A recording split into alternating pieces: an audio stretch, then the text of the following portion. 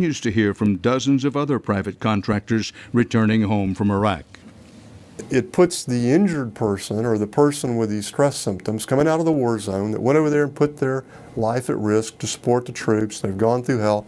They come back here, they got some stress problems, they can't sleep, they need to be treated, and they've got to go through this litigation system. KBR's insurance company, AIG, would not comment on Sam Walker's case, but said that 90% of all contractors' claims have been paid without dispute. At the Department of Labor, where workers' compensation cases from overseas are handled, claims have skyrocketed from 366 before the war started in 2002 to more than 3,500 just in 2006. The numbers are evidence that civilians are in battle zones more and more often, but unlike the troops they support, contractors have far fewer resources to turn to when they come home. As an American, you're supposed to be debriefed or something. I came home and went right to my house. Rob Rowe was shot in the knee 6 months into his tour as a truck driver in Iraq. I mean, we're right in the middle of it. One side's shooting at us to repel the attackers. The attackers are shooting at them, and we're right in the middle of it.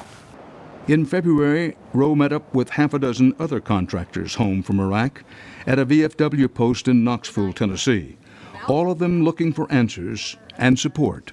People coming home with devastating injuries caused by direct hostile action, debilitating injuries. They can't work. They're not getting no compensation to help pay bills. They're losing their homes. They're having marital problems. They're going through all kinds of psychological problems. They're lost, abandoned. Their company's not helping them. Jana Crowder brought the group together through a website she founded in 2004 when her husband left to work as a contract engineer in Iraq.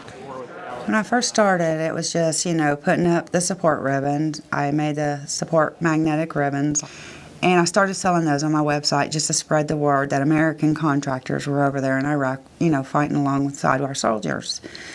And from there, I've gotten here. I don't even know how to explain it. It was like a whirlwind.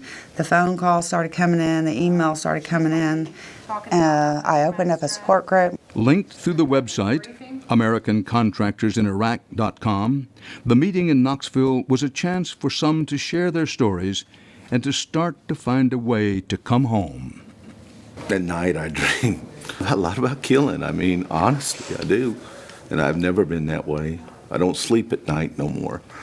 I take pills to sleep at night, to be honest with you. I won't take them every night, so some nights I take pills, some nights I stay awake all night. The one thing that sticks out to mind is having a waking flashback. I was driving in my little car down the road, and all of a sudden I hear glass breaking, and I could swear that I got hit upside the head again.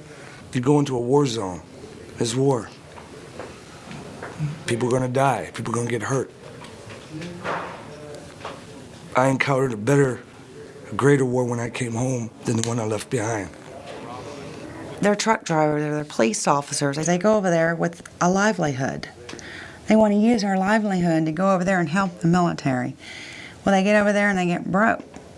They come home, they've lost their livelihood, they've lost their integrity, they've lost their families, their children. There's nothing for the families. There's nothing to teach them wives or the children how to cope with Dad. Why is Dad screaming? Why is Dad, he's sleeping on the couch and the next minute he's on the floor dodging bullets. And the kids are just like, what's wrong with Dad? It's just not right. This is not the American way. It's just not.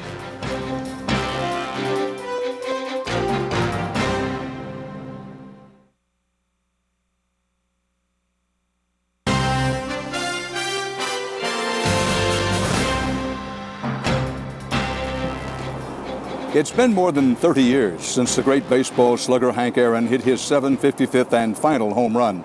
It's a major league record, surpassing the legendary Babe Ruth. And Aaron, who is African American, endured racial taunts and even death threats as he ascended the record list. Now, Aaron's mark will likely fall this season to another African American slugger, Barry Bonds, albeit under the cloud of a wider steroid scandal in baseball. Nevertheless, the sight of two black stars atop the record books is a tribute to the